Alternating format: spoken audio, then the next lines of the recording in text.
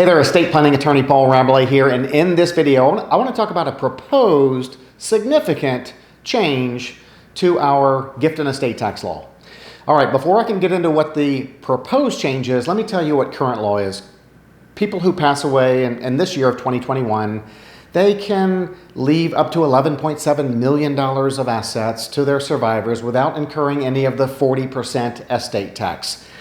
Looked at a little deeper, really this $11.7 million exemption that people or estates have, it's called a gift and estate tax exemption. Some people use some of their exemption during their lifetime. Let me give an example. Let's say dad donates or gives $515,000 to his son during his lifetime.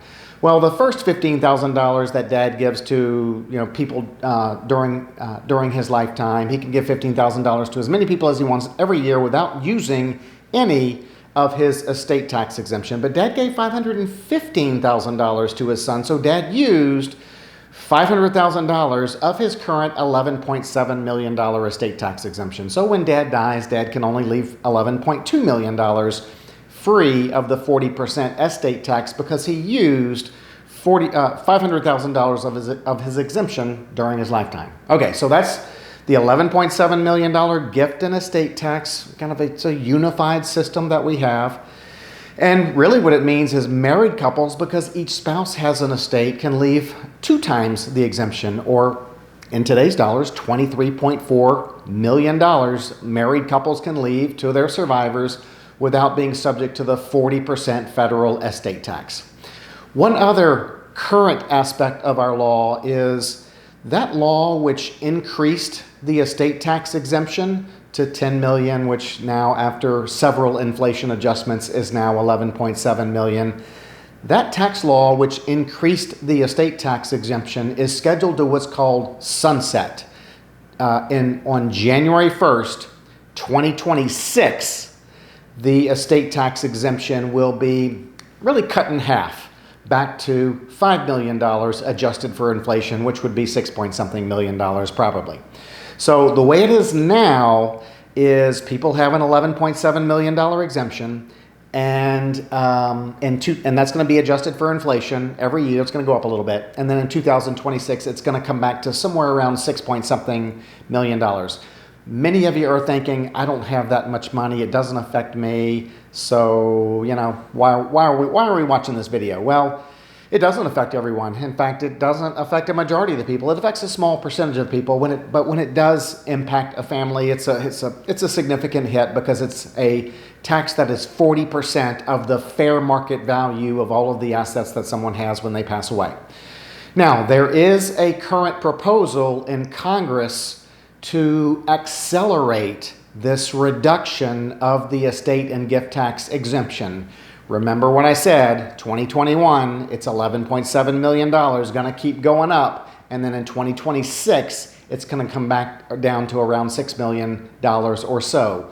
But the current proposal in Congress is to reduce the exemption to $6,020,000 effective January 1st, 2022. So that's just, a few short weeks from now.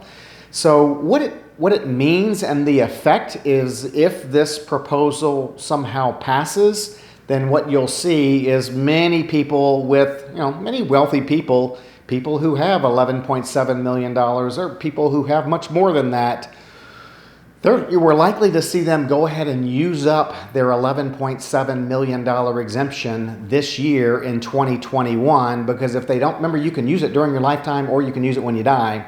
And if you don't use it in 2021 and it goes away, then you've lost the opportunity to transfer that much value to your survivors free of the gift and estate tax. Because if you didn't use your $11.7 million exemption by January 1st, 2022, and the proposed change passes, then you'll never have that $11.7 million exemption. It's going to go back to the $6,020,000 exemption, and you've just lost the opportunity to transfer a significant amount of your resources or your wealth to your survivors free of the estate tax.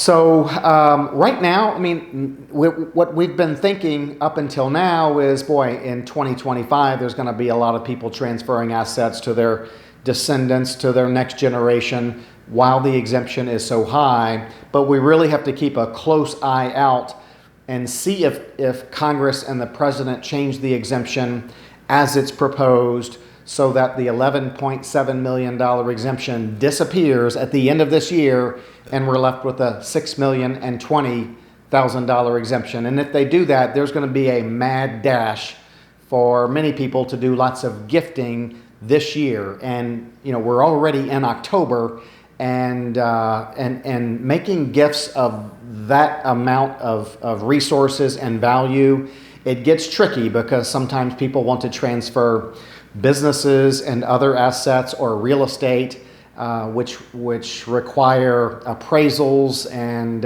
the assets are subjective in value. So it takes a long time, oftentimes, to do these gifts, and oftentimes the gifts are made into trusts for the children or for the grandchildren. So it's going to be interesting to see what plays out during the rest of this year, particularly if the proposal that Congress has made to reduce the exemption or to accelerate the reduction of the $11.7 million exemption to $6,020,000 on January 1st, 2022. We'll see if that happens. I'll keep you posted. Make sure you subscribe to the channel. As soon as I see any kind of developments, we'll let you know. Make sure you like, subscribe. Feel free to share your comments. Y'all have a great day.